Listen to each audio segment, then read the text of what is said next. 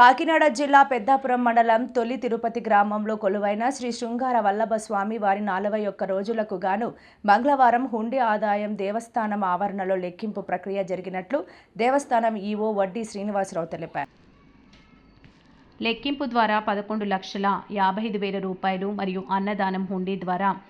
3,55,678 మొత్తం 15,10,845 హుండీ ద్వారా ఆదాయం లభించినట్లు తెలిపారు. ఈ లెక్కింపు కార్యక్రమంలో దేవాదాయ ధర్మాదాయ శాఖ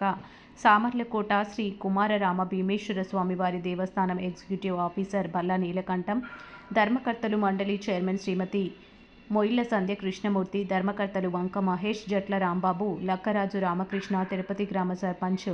మొయిళ్ల కృష్ణమూర్తి, గ్రామస్తులు మరియు తుని, అనపర్తి గ్రామాల శ్రీవారి సేవకులు, దేవస్థాన అర్చకులు, పెద్దింటి పురుషోత్తమాచార్యులు, పెద్దింటి నారాయణాచార్యులు, కాండ్రకోట గ్రామీణ బ్యాంకు సిబ్బంది, శ్రీహరిబాబు, నాని సమక్షంలో